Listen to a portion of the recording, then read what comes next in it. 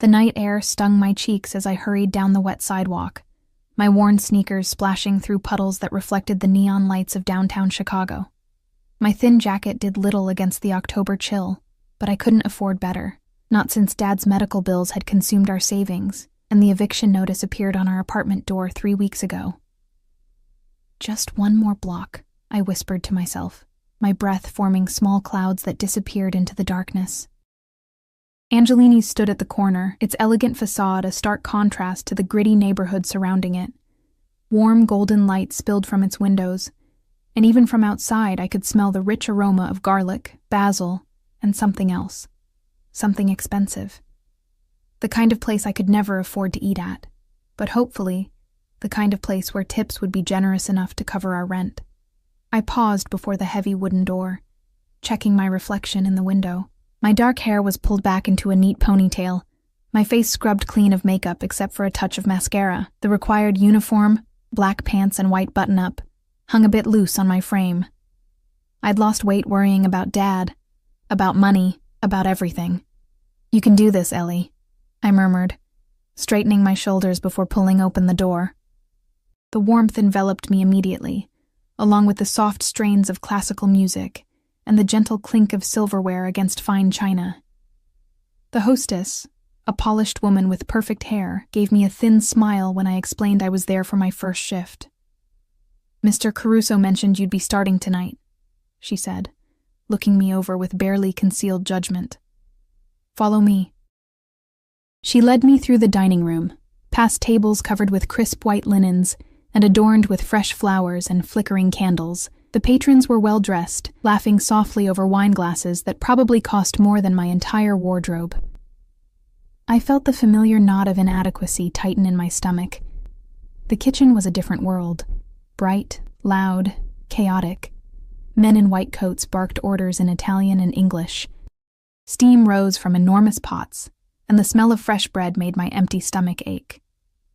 "Maria will train you," the hostess said, nodding toward a petite woman arranging appetizers on a tray.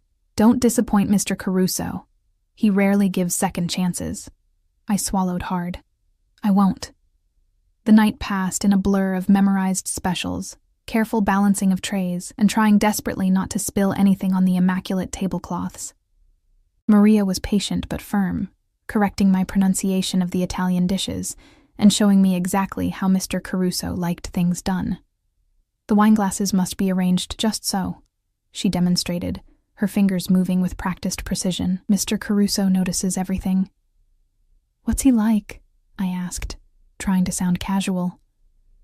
I'd never met the owner who had miraculously hired me on the spot after a 5-minute interview, where he'd asked few questions, but watched me with unnerving intensity. Maria's expression shifted subtly. "Professional," she said carefully. "Very particular." Before I could press further, the kitchen fell suddenly, dramatically silent. The change was so abrupt it was as if someone had muted the room. I turned to see what had caused the shift. He stood in the doorway between the dining room and kitchen, and even if Maria hadn't whispered, "Mr. Caruso," I would have known who he was. Authority radiated from him like heat from a flame. He couldn't have been more than 35, his dark hair perfectly cut, his posture impeccable in a suit that I instinctively knew cost more than 6 months of my rent. But it was his eyes that held me frozen, dark as espresso, taking in everything with calculated precision. Behind him loomed 2 men, their bulky frames unsuited for the elegant restaurant. One scanned the kitchen continuously, his hand never far from the inside of his jacket. The other remained by the door, speaking quietly into what appeared to be an earpiece. Mr. Caruso moved through the kitchen like a shark through still waters, unhurried but unmistakably dangerous. Every chef, every server, every dishwasher straightened as he passed. He inspected a sauce with a slight nod, examined the plating of a dish with narrowed eyes, all without speaking a single word. When his gaze landed on me, my heart stuttered. For a moment that stretched like taffy, he studied me, his expression unreadable. Then his lips curved in what might have been a smile, though it didn't reach his eyes. "Eleanor," he said, my name somehow sounding different in his mouth. Not the casual Ellie I'd grown accustomed to, but all 3 syllables, pronounced with deliberate care. "Mr. Caruso," I managed, my voice embarrassingly small. "Your first night." It wasn't a question. "How are you finding it?"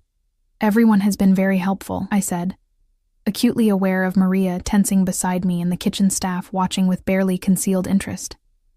He nodded once, then turned his attention to the head chef, leaving me to exhale a breath I hadn't realized I was holding. "He remembered your name," Maria whispered when he was out of earshot, her eyes wide. "Is that unusual?" Her laugh was humorless. "He has 3 restaurants and over 100 employees. He remembers the names of people who matter to him." She gave me a strange look. "Be careful, Eleanor." The warning lingered as I finished my shift, collecting tips that exceeded my expectations. As I counted the cash in the break room, I calculated how much would go to Dad's medications, how much to our overdue rent, how little would remain for food. "Eleanor," I startled, nearly dropping the bills. Mr. Caruso stood in the doorway, alone now without his shadows.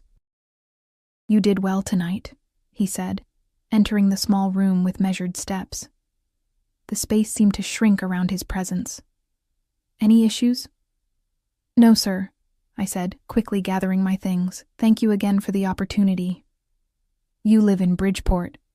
Again, not a question. He knew where I lived. The realization sent an odd shiver down my spine. "Yes." "It's late.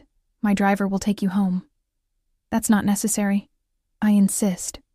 His tone made it clear this wasn't a suggestion. Chicago isn't safe at this hour, especially for a young woman alone. Before I could protest further, he gestured toward the back exit where a sleek black car idled, its windows tinted to opacity. The same man who'd been scanning the kitchen stood beside it, opening the rear door as we approached. "Marco will see you safely home," Mr. Caruso said, his hand coming to rest lightly on the small of my back as he guided me toward the car. The touch, though brief, burned through my thin shirt. "I'll expect you tomorrow, 6 o'clock sharp." The interior of the car was buttery leather and the subtle scent of expensive cologne. Marco didn't speak as he pulled away from the curb, and I found myself staring out the window, mind reeling from the strange evening. As we drove through darkened streets, my phone buzzed. A text from Mrs. Gonzalez, our elderly neighbor who'd been checking on Dad while I worked. "He's asking for you. Fever worse. Might need doctor." My stomach dropped. We couldn't afford another hospital visit, another prescription, another anything. When the car stopped outside our shabby apartment building, I thanked Marco and hurried inside, the weight of worry crushing my momentary relief at the successful first shift. Dad was awake, his face flushed with fever, when I entered our small apartment. Mrs. Gonzalez had left him with fresh water and his evening pills, but his breathing was labored, his eyes glassy. "There's my girl," he said, voice cracking. "How was the fancy new job?" "It was good," I said, forcing a smile as I pressed my hand to his forehead. "Too hot. Really good tips." "Told you things would turn around," he mumbled, eyes drifting closed. "Always knew you were the lucky one." I bit my lip to keep from crying. There was nothing lucky about our situation. Dad had been a construction foreman before the accident that crushed his spine. Then came the surgeries, the infections, the complications, and finally, the letter from the insurance company declining further coverage. Now we subsisted on his meager disability checks and whatever I could cobble together from part-time work. After he fell asleep, I counted out his pills for the morning, noting with growing panic that his prescription would need refilling in 3 days. $300 we didn't have. Sleep eluded me that night, worry and the lingering sensation of Mr. Caruso's dark eyes on me keeping me restless. There had been something in his gaze, something assessing, calculating, as if he were solving a complex equation with me at its center. The morning came too soon, gray light filtering through our thin curtains.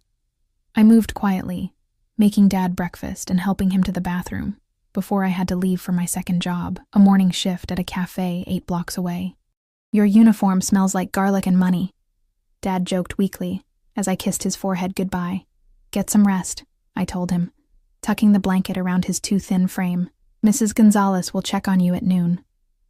The cafe was a stark contrast to Angelini's, bright fluorescence instead of candlelight, chipped laminate instead of polished wood, customers who counted out coins for their coffee instead of casually ordering $100 bottles of wine. By the time my shift ended, my feet ached, and my head throbbed from the constant noise. I had just enough time to hurry home, check on Dad, shower, and change before heading to Angelini's again. I was halfway home when a black car identical to the one from last night pulled alongside me. The window lowered to reveal Marco's impassive face. "Miss Eleanor," he said with a nod. "Mr. Caruso sent me." My steps faltered. "Sent you? Why?" "To drive you," he said simply, as if it were the most natural thing in the world. I wasn't due at the restaurant for hours. Mr. Caruso's instructions were clear. Marco's tone suggested further argument would be futile. Hesitantly, I slid into the back seat, confusion mingling with an inexplicable flutter of something I couldn't name. "My apartment first," I said firmly. "I need to check on my father." Marco nodded once and pulled away from the curb. When we arrived, he surprised me by exiting the car and following me to the building's entrance. "Mr. Caruso's instructions," he said again when I raised an eyebrow. The apartment was quiet when I entered.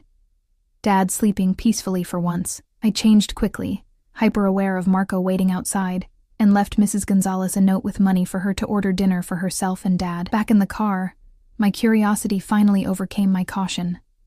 Why is Mr. Caruso doing this? Sending cars for a waitress? Marco's eyes met mine briefly in the rearview mirror, something like sympathy passing through them. Mr. Caruso values his employees' safety. Does he send cars for all his employees? The question hung unanswered as we pulled up to the restaurant's rear entrance, where Mr. Caruso himself stood waiting, a cigarette between his fingers sending tendrils of smoke into the evening air. As I exited the car, his eyes tracked my movement, that same calculating look from yesterday, present in their depths. "Eleanor," he said, extinguishing the cigarette under a polished shoe. "You're early." "Your driver didn't give me much choice," I replied before I could stop myself. Instead of anger, a flash of amusement crossed his face. "Marco can be efficient." His gaze traveled over me, noting my damp hair and the slight flush in my cheeks from rushing.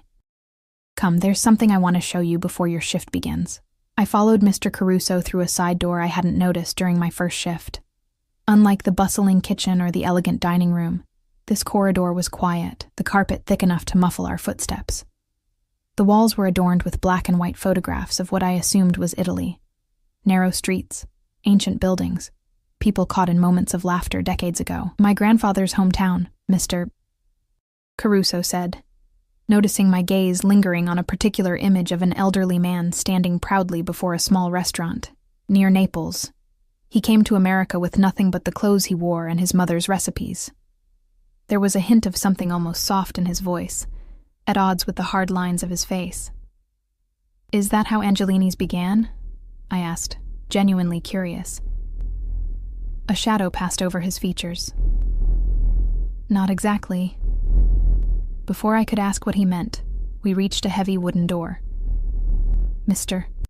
Caruso produced a key from his pocket and unlocked it, gesturing for me to enter before him. The office beyond was unexpected. Warm, almost cozy, with bookshelves lining one wall and a large desk of dark polished wood dominating the space. A leather sofa sat beneath a window overlooking the restaurant's private garden, currently illuminated by strings of delicate lights that reminded me of fireflies. "Sit," he said, indicating one of the chairs across from his desk. I perched on the edge, hyper-aware of the expensive surroundings, and the man watching me with that same unreadable expression. Up close, I noticed details I'd missed before, a thin scar that traced his jawline, the signet ring on his right hand, the way his shoulders filled out his tailored suit with the unmistakable breadth of someone who made physical fitness a priority. "Your father is ill," he said abruptly. My breath caught. "How did you—" "I make it my business to know who works for me, Eleanor." He leaned back in his chair, fingers steepled beneath his chin. "Spinal cord injury 2 years ago, subsequent infections, insurance complications. Each fact, delivered with clinical precision. A chill ran through me despite the room's warmth. That's private information." Privacy is a luxury few can truly afford. His eyes never left mine. You've been working 2 jobs to support him and pay for his medications. The cafe in the mornings, now here in the evenings. Before that, the grocery store on Halstead.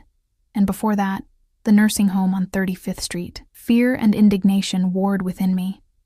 Have you been investigating me? As I said, I'm particular about who works for me. He opened a drawer and withdrew a manila folder, placing it on the desk between us. Your previous employer spoke highly of your work ethic. Your neighbor, Mrs. Gonzalez, mentioned your devotion to your father. Your landlord, however, indicated you're 3 months behind on rent. My cheeks burned with humiliation. I don't understand why my financial situation matters to you, because I'm offering you a solution. He pushed the folder toward me. Open it. With trembling fingers, I complied. Inside was what appeared to be an employment contract, the terms outlined in precise legal language. My eyes widened as I saw the salary figure, nearly 3 times what I would make combining both my current jobs. This is a mistake, I said, looking up at him in confusion. No mistake. His lips curved slightly. I'm offering you a position as my personal assistant, but I don't have any experience. You're organized, punctual, and discreet. The rest can be learned. He gestured to the contract. The position includes comprehensive health insurance that would cover your father's medical needs, and I own several properties, including a ground-floor apartment in a secure building that would be better suited to someone with mobility issues. My mind reeled with suspicion and desperate hope. It was too good to be true. People like Mr. Caruso didn't offer salvation to people like me without wanting something in return. Why? I asked, my voice barely audible. Why would you do this for someone you just met? Something flickered in his eyes, a calculation, a decision made. Let's just say I recognize potential when I see it. He stood and moved to a cabinet, withdrawing 2 crystal glasses and a decanter filled with amber liquid. To celebrate your decision, he said, pouring a measure into each glass. I haven't decided anything, I protested weakly, though we both knew it was a lie. The promise of medical care for Dad, of financial stability, of not having to choose between rent and prescriptions. It was everything I'd been praying for. He placed a glass before me, his fingers brushing against mine in a touch that seemed deliberate. Consider it then. Take the contract home. Review it with your father. I hesitated, then slipped the folder into my bag. Thank you for the opportunity, Mr. Caruso. I should get to my shift now. Call me Dante, he said, his voice dropping to a register that seemed to vibrate through my chest. And take tonight off. Start fresh tomorrow, as my assistant, not as a waitress. I started to protest, thinking of the lost tips, but he raised a hand, silencing me. Your salary begins today, regardless of your decision. Consider it a sign of good faith. As if summoned by an invisible signal, the door opened, and Marco appeared, ready to escort me back through the corridor. I rose on unsteady legs, clutching my bag and the impossible opportunity it now contained. Eleanor, Dante called as I reached the door. I turned back to find him watching me with an intensity that stole my breath. I expect your answer by tomorrow morning. The drive home passed in a blur, my mind racing with possibilities and warnings. It wasn't until I was climbing the stairs to our apartment that rationality began to reassert itself. Men like Dante Caruso didn't pluck waitresses from obscurity and offer them life-changing positions after a single shift. There had to be a catch, a price I wasn't seeing. Dad was awake when I entered, his eyes brightening at the sight of me. You're home early, he said, muting the small television we'd managed to keep when we'd sold most of our belongings to cover his first surgery. I sat beside him on the worn sofa, the folder heavy in my hands. Something unexpected happened. His brow furrowed as I explained the bizarre turn of events, his expression shifting from confusion to suspicion to cautious hope as I showed him the contract. This man, he said slowly, the restaurant owner. What exactly does he want from you, Ellie? The question hung between us, loaded with implication. He says he sees potential, I replied, the words sounding hollow even to my own ears. Dad's hand covered mine, his palm rough from years of physical labor. Men like that, Rich men. They don't just hand out opportunities without expecting something in return. I know, I whispered. But Dad, look at these medical benefits, and there's an apartment. Ground level, no stairs for you to navigate. We wouldn't have to worry about eviction anymore. His eyes, so like my own, searched my face. At what cost, though? Your happiness? Your safety? I had no answer for him. Instead, I helped him take his evening medication, changed his bandages, and listened as he eventually drifted off to sleep, his breathing labored even in rest. After he was settled, I sat at our small kitchen table, reading through the contract line by line. The terms were generous, almost suspiciously so, but I could find no hidden clauses, no sinister fine print that might explain Dante's motivations. Near midnight, my phone chimed with a text from an unknown number. Have you made your decision? D. My fingers hovered over the screen. How had he gotten my number? Another reminder of how much he already knew about me, how little I knew about him. Instead of replying, I opened my laptop and typed Dante Caruso Chicago into the search bar. The results were sparse. Mentions of his restaurants, a few society page photos showing him at charity galas, always with different women, always somehow separate from the crowds around him. Nothing about his background, his family, how he'd acquired the wealth so evident in everything from his clothes to his car. It was as I was about to close my computer that I noticed an article buried several pages deep in the search results. Local business owner questioned in disappearance of former associate. The piece, dated 3 years ago, mentioned Dante briefly, noting that he had been cleared of any involvement. But something about it left an uneasy feeling in the pit of my stomach. My phone chimed again. I don't appreciate being ignored, Eleanor. The message sent a chill down my spine. I quickly typed back, still considering. We'll have an answer tomorrow as promised. His reply came instantly. See that you do. Sleep eluded me that night, my mind cycling through scenarios and possibilities. By dawn, exhaustion had made the decision for me. We needed the money. Dad needed the medical care, and I would deal with whatever complications came with accepting Dante's offer. I texted my acceptance at 6 a.m., not expecting an immediate response. But my phone rang seconds later. Good choice. Dante's voice was smooth, satisfied. Marco will collect you at 8. Pack what you need for the day. We'll arrange the move to the new apartment by the end of the week. My father will be well cared for during the transition. I've arranged for a home health aide to assist him today while you're working.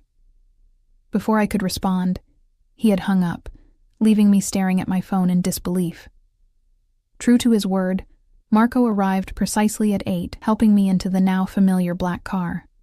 Instead of heading to Angelini's, however, we drove deeper into downtown, eventually pulling up before a gleaming high-rise that seemed to touch the clouds. Mr. Caruso's primary office, Marco explained, opening my door. 18th floor. The lobby was all marble and glass, security guards stationed discreetly but obviously at various points. A woman with a severe bun and sharper eyes met me at the elevator. Eleanor Bennett, she said, her tone making it clear this wasn't a question. I'm Vivian, Mr. Caruso's executive administrator. I'll be showing you your duties. The elevator ride was silent, Vivian's perfume too strong in the confined space. When the doors opened, we stepped into a reception area decorated in shades of gray and black. The Caruso Enterprises logo, a stylized lion, emblazoned on the wall behind a sleek desk. You'll primarily work from here, Vivian said, indicating a smaller desk positioned to the side of what I assumed was Dante's office. Managing his schedule, screening calls, handling correspondence. The technical aspects I can teach you, but the most important part of this job is discretion. Her eyes narrowed slightly. Mr. Caruso values his privacy above all else. Of course, I murmured, trying to look as though I belonged in this world of floor-to-ceiling windows and furniture that probably cost more than a year's rent. Vivian handed me a tablet, his schedule for today. Memorize it. You'll accompany him to all meetings, take notes, and anticipate his needs before he has to ask. I glanced down at the screen, my eyes widening at the list of names. Several I recognized as prominent business figures in Chicago, others complete mysteries to me. Don't be intimidated, came Dante's voice from behind us. Most of them are far less intelligent than they'd like the world to believe. He stood in the doorway to his office. Different somehow in this setting. Harder. Colder. The brief glimpse of warmth I'd seen when he spoke of his grandfather nowhere to be found. His suit was charcoal today, his tie the deep red of old blood. His expression unreadable as he assessed me. "The blue looks good on you," he said, nodding toward the dress I'd chosen, one of the few professional outfits I owned, purchased for job interviews and hopelessly out of date. Vivian's eyebrows rose fractionally at the comment. "Thank you," I said, unsure how else to respond. "We'll need to update your wardrobe," he continued, gesturing dismissively at my scuffed shoes. "Vivian, arrange an appointment with Madeline for tomorrow. The full package."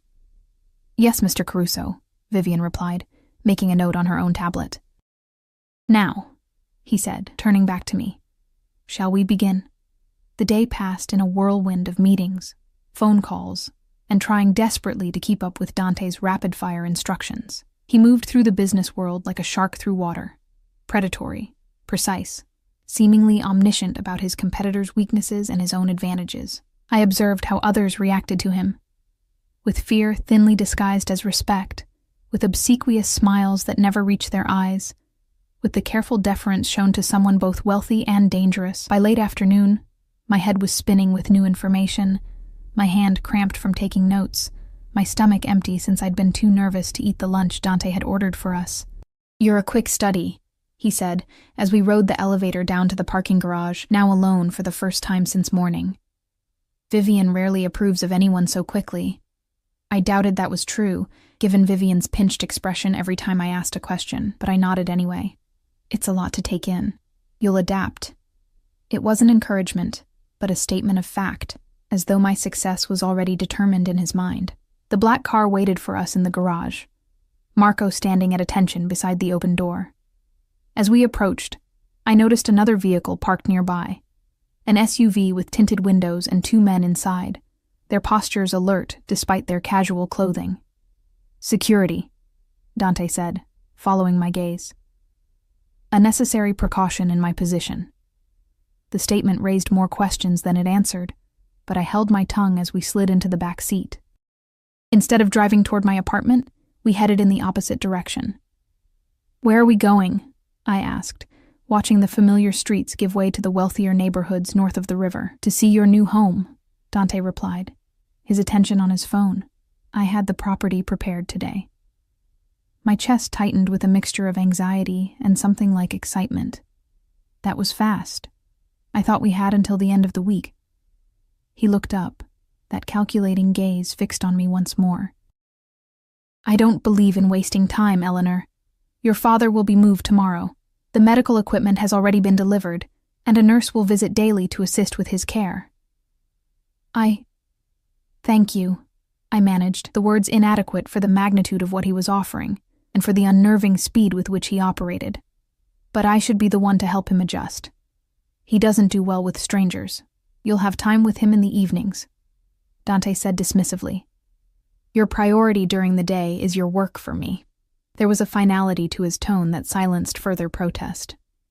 I turned to look out the window, watching as we pulled up to a sleek building in Lincoln Park, its facade all glass and steel. A doorman hurried to open the car door. "Mr. Caruso," he said with a deferential nod. "Everything is prepared as requested." Dante's hand came to rest on the small of my back as he guided me through the lobby, the touch proprietary in a way that made my skin prickle. The elevator required a key card, which Dante produced from his pocket. "The penthouse?" I asked, noticing he pressed the button for the top floor. A slight smile curved his lips. "No, that's my residence when I stay in the city. You'll be on the 4th floor." The revelation that I would be living in the same building as my employer sent a jolt of unease through me. The lines between professional and personal seemed to blur further with each passing hour. The apartment was nothing like I had imagined. Spacious and filled with light, it featured an open floor plan with gleaming hardwood floors and floor-to-ceiling windows overlooking a small park. The furniture was elegant yet comfortable, nothing like the sterile corporate style of his office. "The master bedroom has been modified for your father," Dante explained, leading me down a hallway. "Accessible bathroom, hospital-grade bed, everything the doctors recommended." I stepped into the room, momentarily speechless, It was perfect. Spacious enough for the medical equipment, but designed to look like a normal bedroom, not a hospital room. Someone had even placed framed photos on the nightstand, pictures of Dad and me that must have come from our apartment. "How did you get these?" I asked, picking up a photo of us at my high school graduation. "I had your belongings packed and brought over this afternoon." My head snapped up. "You went into our apartment? Without asking?" Something dangerous flickered in Dante's eyes. "I'm providing you with an opportunity most would be grateful for, Eleanor. Don't test my patience with petty concerns about privacy." The warning was clear in his voice. I swallowed my protest, reminding myself of what was at stake. Dad's health, our financial security, a future beyond living paycheck to paycheck. "I am grateful," I said carefully. "It's just overwhelming." His expression softened marginally. "Understandable, but you'll adapt quickly." He checked his watch. "I have a dinner meeting. Make yourself comfortable. Your key card is on the counter, along with a new phone. Use it for all communications moving forward." "A new phone?" I frowned. "What's wrong with mine?" "Security," he said simply. "Everything connected to me must be protected." Before I could question him further, he was moving toward the door. "I'll send Marco for you at 7 tomorrow morning. Rest well, Eleanor." After he left, I explored the apartment in a daze. The kitchen was fully stocked, the closet in my bedroom filled with new clothes in exactly my size. The bathroom supplied with expensive toiletries I'd only seen in magazines. It was as if Dante had anticipated my every need before I'd even agreed to work for him. The new phone sat on the counter, sleek and clearly high-end. When I turned it on, I found it already programmed with contacts. Dante's number, Marco's, Vivian's, and several others labeled only with initials. I called Dad from my old phone, explaining the sudden change in circumstances as best I could. He sounded worried, asking questions I had no answers for about Dante's motives and the strings attached to his generosity. "Just be careful, Ellie," he said, his voice weary. "Men with that kind of money and power, they operate by different rules." After we hung up, I stood at the window, watching darkness fall over the city. In the span of 48 hours, my life had been completely upended. I had gone from struggling waitress to personal assistant, from a cramped apartment on the verge of eviction to a luxury condo, and all because Dante Caruso had decided, for reasons I still didn't understand, that I was worth investing in. Sleep came fitfully that night, my dreams filled with Dante's watchful eyes and the sensation of being caught in a web I couldn't see. Morning arrived with a text message on the new phone. "Car waiting. Bring the blue file from the desk in the study." D. I found the file where he said it would be, though I hadn't noticed the study the night before. A small room off the living area, with a desk that held a laptop and several neatly arranged folders. The blue one was unmarked, and I resisted the urge to peek inside. Marco was waiting as promised, his expression as impassive as ever as he held the car door for me. "Good morning, Miss Eleanor. Just Eleanor is fine," I said, sliding into the back seat. His eyes met mine briefly in the rearview mirror. "Mr. Caruso prefers formality." The statement felt like another piece of a puzzle I was struggling to assemble. Who was Dante Caruso, really? A successful businessman with an unusual interest in helping a struggling waitress? Or something else entirely? We drove not to the office building from yesterday, but to Angelini's, which stood quiet and empty in the early morning light. Marco escorted me through a side entrance I hadn't used before, leading to a private dining room in the back of the restaurant. Dante sat alone at a table set for two, reading something on his tablet. He looked up as I entered, his gaze sliding over me in a way that made me acutely aware of the simple dress I'd chosen from the new wardrobe. "The file?" he asked by way of greeting. I handed it to him, watching as he flipped it open and scanned its contents with practiced efficiency. Whatever he saw seemed to satisfy him as he closed it and set it aside. "Sit," he said, gesturing to the chair across from him. "Have you eaten?" I shook my head, suddenly aware of how hungry I was after barely touching food the day before.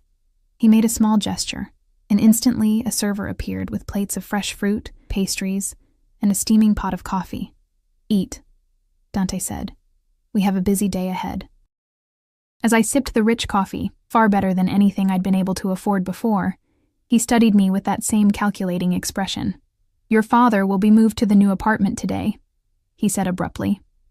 "The medical transport has been arranged for noon. I've given you the afternoon off to help him settle in." Relief flooded through me. "Thank you. I appreciate that." "I take care of what's mine, Eleanor." The statement hung between us, loaded with implication. I wasn't just his employee. In some way I didn't fully understand yet. He considered me his. The thought should have terrified me. Instead, it sent a complicated thrill through my veins, a mixture of fear and something dangerously close to anticipation. "The restaurant," I said, desperate to change the subject. "Do you come here every morning?" "When I'm in Chicago," he replied, cutting a piece of fruit with precise movements. "I own the building above it as well. My private residence is on the top floor." I recalled what Maria had said about Dante having 3 restaurants. "And the others? Do you visit them as often?" Something like amusement flickered in his eyes. "Curious about me, Eleanor?" I felt heat rise to my cheeks. "I just want to understand who I'm working for." A reasonable desire. He set down his fork, giving me his full attention. "I own businesses throughout the city, restaurants, nightclubs, import companies, real estate. Some more visible than others, and before that?" I pressed, emboldened by his apparent openness. "You mentioned your grandfather came from Italy, but not how Angelini's began." The amusement vanished, replaced by a coolness that made me regret my question. "My family history is complex and not relevant to your position." "I'm sorry, I didn't mean to pry."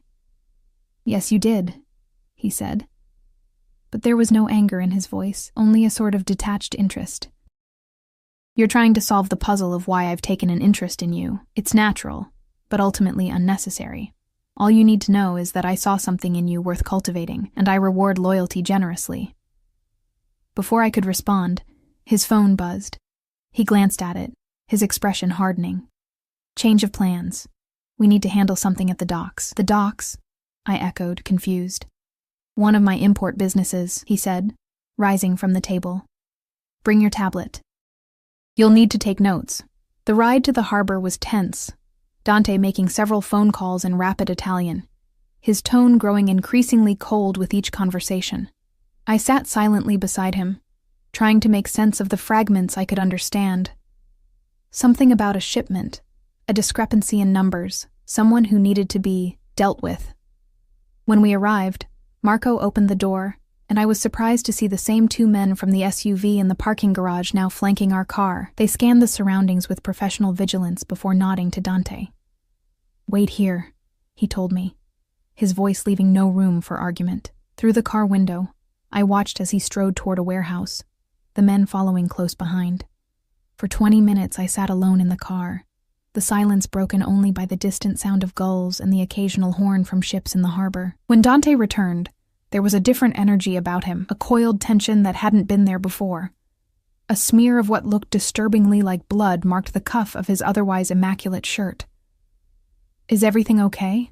I asked, my voice small in the heavy silence. His eyes met mine, darker than I'd ever seen them. "It is now."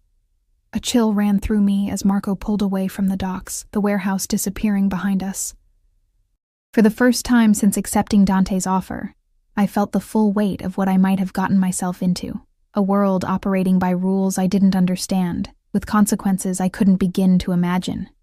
"Eleanor," Dante said, his voice softer now, almost gentle. "There are aspects of my business that aren't for your concern. Your job is to support me, not question me. Do you understand?" I nodded slowly, the pieces finally beginning to align in my mind. The security, the private entrances, the way people looked at him with fear rather than respect. Dante Caruso was more than a successful businessman, and I had just tied my fate to his. The afternoon found me in the new apartment, helping Dad adjust to his surroundings. The medical transport had been seamless, the team professional and gentle as they settled him into the hospital-grade bed that somehow managed to look like normal furniture. "This place," Dad whispered, his eyes wide as he took in the spacious room, the equipment discreetly integrated into the design. "Ellie, this must cost a fortune." I busied myself arranging his medications on the bedside table, avoiding his questioning gaze. Mr. Caruso is very generous with his employees. Too generous, Dad murmured. No one gives something for nothing. I couldn't argue with him. The same thought had been circling in my mind since the incident at the docks. That smear of blood, the cold darkness in Dante's eyes, the way he'd said, "It is now," when I'd asked if everything was okay. None of it aligned with the image of a legitimate businessman. A soft knock at the door interrupted my thoughts. I opened it to find a woman in her 50s, her practical clothes and kind eyes suggesting a nurse. "I'm Sarah," she said, offering her hand. "Mr. Caruso hired me to help with your father's care." Dad tensed visibly at the mention of Dante's name. "We don't need charity." Sarah's smile remained steady. "It's not charity, sir. It's part of Ms. Bennett's employment package. I'll be here weekdays while she's working, helping with medications, physical therapy, and whatever else you need." I shot Dad a pleading look. We both knew he needed the help, regardless of where it came from. He relented with a sigh. "Fine, but I'm not an invalid. I can still do some things for myself." "Of course," Sarah agreed easily. Independence is important for recovery. As she went about checking his vitals and reviewing his medication schedule, I retreated to the kitchen to make tea. My phone, the new one Dante had given me, buzzed with a message. "Is your father settled? D." The fact that he knew exactly when Dad had arrived sent another ripple of unease through me. How closely was he monitoring my movements? "Yes," I typed back. "The nurse is with him now." "Good. Car will collect you at 7 for dinner. Business discussion. Not a request, but a statement. Like everything with Dante. I considered refusing, staying with Dad for his first night in the new place. But something told me Dante Caruso wasn't a man accustomed to hearing no. "I'll be ready," I replied. The rest of the afternoon passed quickly as I unpacked our few belongings, arranged Dad's things the way he liked them, and tried to make the pristine apartment feel like home. Sarah proved to be competent and compassionate, winning Dad over despite his initial resistance when she mentioned she'd been an army nurse before retiring to private care. "Your boss must think highly of you," she commented as she prepared to leave. "Mr. Caruso doesn't usually get involved in the personal lives of his employees." "Did you work for him before?" I asked, seizing the opportunity to learn more. She hesitated, something cautious entering her expression. "I've helped with family members of his associates. Mr. Caruso values loyalty above all else." She picked up her bag, heading for the door. "I'll be back tomorrow at 7. After she left, Dad and I ate dinner together in his room, watching an old movie on the large television mounted on the wall. It was the most relaxed I'd seen him in months. Comfortable, pain-managed, no visible worry about bills or prescriptions shadowing his eyes. "This is nice," he admitted grudgingly, "but I still don't trust your boss's motives." "Neither do I said quietly. "But for now, this is what we need." At 6:30, I changed into one of the new dresses from the closet. A simple black sheath that fit perfectly, as if it had been tailored specifically for me. The thought that Dante might have had my measurements taken somehow was unsettling, but no longer surprising. Dad frowned when I told him I was going out. "Dinner with your boss? At night?" "Ellie, it's business," I assured him, though I wasn't convinced myself. "I won't be late. Just remember what I said about men like him," Dad warned. "They see something they want, they take it, no matter the cost." His words followed me down to the lobby, where Marco waited by the now familiar black car. The evening air was cool against my skin as he held the door, his expression as unreadable as ever. "Where are we going?" I asked as we pulled away from the curb. "Mr. Caruso's residence," Marco replied, his eyes meeting mine briefly in the rearview mirror. There was something there. Not quite a warning, but a caution. We drove to a part of the city I rarely visited, where historic mansions stood behind wrought iron gates, their manicured lawns and security systems announcing the wealth and power of their owners. Marco pulled up to one such property, larger and more imposing than its neighbors, set back from the road and surrounded by a stone wall. The gates opened silently as we approached, closing behind us as we followed a curved driveway to the front entrance. Unlike the modern glass and steel of his downtown buildings, Dante's home was old-world elegance, stone and brick, with ivy climbing the walls and windows that glowed with warm light. Marco escorted me to the door, which opened before we reached it. A man in a dark suit nodded respectfully. "Miss Bennett, Mr. Caruso is expecting you in the study." The interior was just as impressive as the exterior. Hardwood floors covered with antique rugs, walls adorned with what appeared to be original artwork, furnishings that spoke of old money and refined taste. It was nothing like the sleek modernity of his office or the comfortable luxury of the apartment he'd provided for Dad and me. This was a home built to impress, to intimidate, to announce its owner's power without saying a word. I followed the man down a hallway lined with photographs, Dante with various public figures, at charity events, at what appeared to be the opening of one of his restaurants. In each image, he stood slightly apart, watching rather than participating, that same calculating look in his eyes. The study door stood open, revealing a room lined with bookshelves and dominated by a massive desk. Dante sat behind it, his attention focused on the papers before him. He looked up as I entered, his gaze traveling over me in a way that made my skin warm. "The dress suits you," he said, rising from his chair. He'd changed since the morning, now wearing a perfectly tailored black suit with a crisp white shirt, open at the collar. "Would you like a drink?" I shook my head. I should keep a clear head for a business discussion. A slight smile curved his lips. "Always practical. One of the qualities I admire in you, Eleanor." He gestured to a door at the side of the study. "We'll eat in the private dining room, more comfortable for conversation." The room beyond was intimate, a round table set for two, candles providing most of the light, a view of the garden visible through French doors that stood open to the mild evening air. It felt distinctly unbusinesslike. "This seems personal," I said carefully as he pulled out my chair. Dante took his seat across from me, his dark eyes reflecting the candlelight. "Business and personal often intersect in my world. Surely you've realized that by now." A server appeared silently, pouring wine into Dante's glass and water into mine, then disappearing just as quietly. "Your father is comfortable?" Dante asked, though I suspected he already knew the answer. "Yes. The apartment, the nurse, it's all more than generous, as I said. I take care of what's mine." He lifted his glass, studying the deep red liquid. "And you are mine now, Eleanor, my employee, under my protection." The possessiveness in his tone sent a shiver through me, fear and something else, something I was reluctant to examine too closely. Is that what this dinner is about? Reminding me of my place? His laugh was low, unexpected. "Your directness is refreshing. Most people in my orbit learn to speak in careful circles, never asking the real questions. I'm not most people." "No," he agreed, his eyes never leaving mine. "You're not.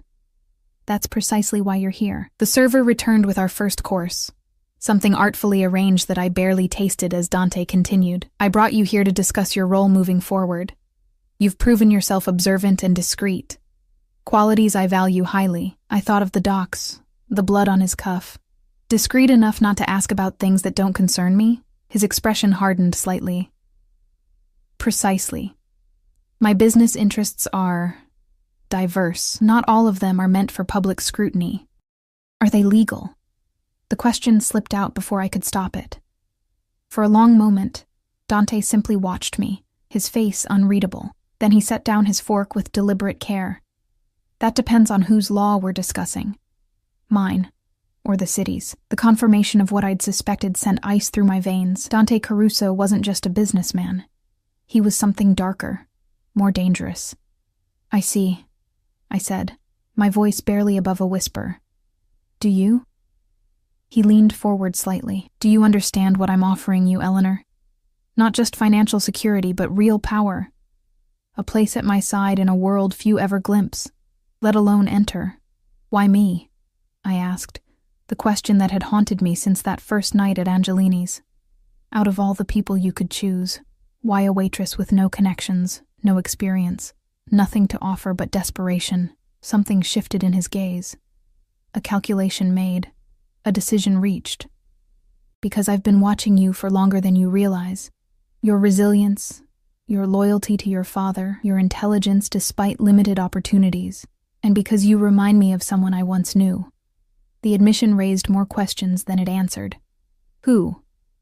That's a story for another time, he signaled, and the server appeared with our main course. For now, all you need to know is that I'm offering you a choice.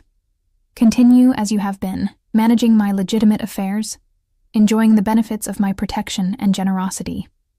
Or, I prompted when he paused. Or step further into my world, see everything, know everything. With greater rewards, but also greater risks, the choice hung between us, heavy with implication. I thought of Dad, finally receiving the care he needed. Of the apartment, the security, the end to constant worry about money, and of the darkness I'd glimpsed in Dante's eyes, the blood on his cuff, the fear he inspired in others. What would happen if I chose neither? I asked softly. If I walked away? His expression didn't change, but something cold entered his eyes. I think you're intelligent enough to know that's not a real option, Eleanor. You've already seen too much. The threat was veiled but unmistakable. There was no walking away from Dante Caruso. Not now, perhaps not ever. I need time, I said finally, to think about what you're offering. He nodded once, as if my answer was exactly what he'd expected. Take the weekend. We'll speak again on Monday. The rest of the meal passed in tense silence, the food turning to ash in my mouth as I contemplated the trap I'd willingly walked into and the impossible choice that lay before me. The weekend passed in a strange limbo. I spent most of it with Dad, helping him adjust to the new apartment, learning the routines Sarah had established for his care. His condition seemed to improve almost immediately in the more comfortable surroundings. His breathing easier, his pain more manageable, his spirits lifting as he realized we weren't constantly on the edge of financial ruin. It's good to see you smile again, I told him Sunday afternoon as we sat by the window overlooking the park. His weathered hand covered mine. It's good not to worry about leaving you with nothing but debt. He studied my face, his eyes, so like my own, searching for something. But I'm worried about the price you're paying for all this, Ellie. I looked away, unable to meet his gaze. I hadn't told him about my dinner with Dante, about the choice presented to me. How could I explain that I'd inadvertently tied us to a man who operated outside the law, who had all but admitted he was involved in something dangerous, something criminal? Mr. Caruso has been nothing but professional. I lied, the words tasting bitter. Dad's grip on my hand tightened. I've been watching the news, Ellie, reading the papers. Your boss's name comes up in interesting contexts. Always cleared, always just on the periphery of investigations, but always there. My stomach clenched. What are you saying? I'm saying be careful. Men like that, they don't see people. They see pieces on a chessboard. Useful until they're not. I thought of Dante's words. I take care of what's mine, and the possessiveness in his gaze when he looked at me. Whatever game he was playing, I wasn't just a pawn to him, but that realization brought little comfort. Monday morning arrived with the now familiar routine. Marco waiting with the car, the drive to Dante's office, Vivian's cool efficiency as she briefed me on the day's schedule. But there was a subtle difference in how people looked at me, a new wariness in their interactions. Word had spread somehow that I'd been invited to Dante's home, that I was more than just his assistant. Vivian confirmed as much when she cornered me in the break room, her voice low and urgent. Whatever he's offering you, be very sure before you accept. Once you're in his inner circle, there's no leaving. Before I could question her further, her professional mask slid back into place, and she was once again the efficient administrator, discussing appointment schedules and email protocols, as if she hadn't just issued a warning. The day passed in a blur of meetings and phone calls, Dante's legitimate business empire impressive in its scope and complexity. He moved through it all with practiced ease, always watching me from the corner of his eye, gauging my reactions, my competence, my loyalty. It wasn't until late afternoon that we were alone, the office emptying as employees headed home. Dante beckoned me into his private office, closing the door behind us. "Have you made your decision?" he asked without preamble, leaning against his desk with casual grace that didn't quite mask the tension in his shoulders. I took a deep breath, steadying myself. "Before I answer, I need to know something. Who am I to you? Really? Why this interest in my life, my father's care, my future? For a long moment, he simply studied me, something calculating and yet almost vulnerable in his gaze. Then he moved to the window, looking out over the city he seemed to control. Your mother's name was Catherine, he said quietly. She worked as a bartender at one of my clubs, 25 years ago. The unexpected direction caught me off guard. You knew my mother? He turned back to face me, his expression unreadable. She was beautiful, intelligent, determined to create a better life for herself. Much like you. A cold feeling spread through my chest. She died when I was 3. I barely remember her. Car accident. Dante nodded. Or so the official report stated. What do you mean? My voice had risen, shock making it difficult to maintain my composure. What are you saying? Dante's eyes held mine, dark and impenetrable. Your mother became involved with a man in my organization, someone who was skimming money, betraying my family's trust. When we discovered his deception, he attempted to flee with Catherine and you. The room seemed to tilt around me. My father is not your biological father, Dante said bluntly. Thomas Bennett adopted you after your mother's death, gave you his name, raised you as his own. A good man by all accounts, but not your blood. My legs threatened to give out. I sank into the nearest chair, mind reeling.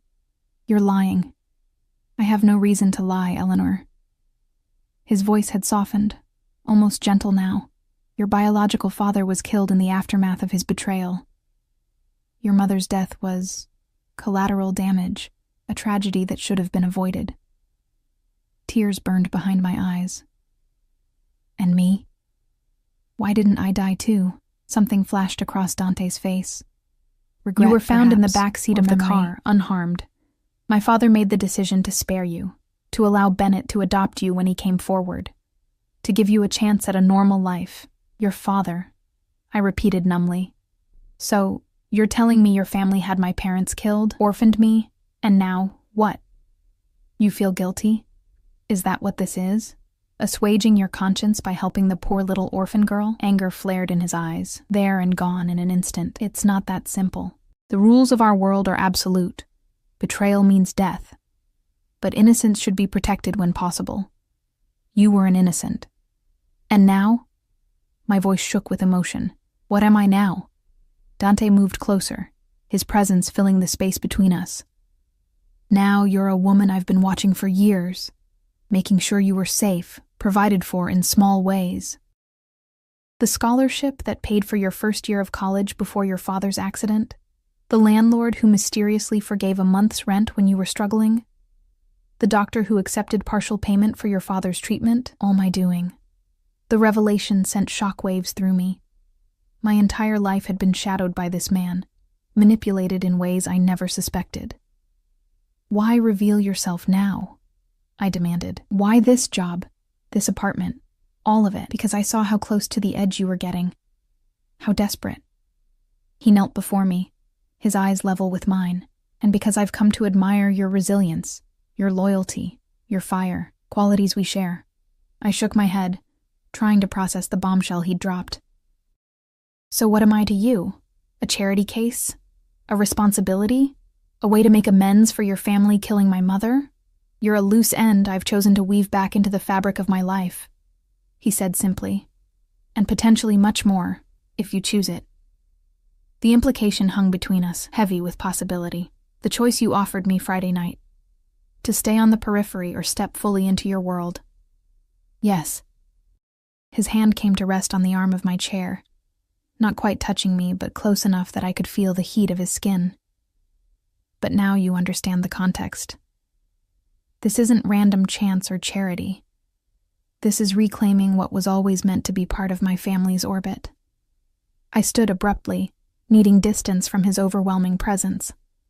I need time to process this, to verify what you've told me. Of course. He rose smoothly, giving me space. Though you won't find much in official records.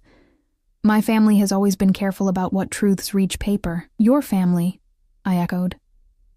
What exactly does that mean? What are you, Dante? His smile was thin, almost predatory. I think you've already figured that out, Eleanor.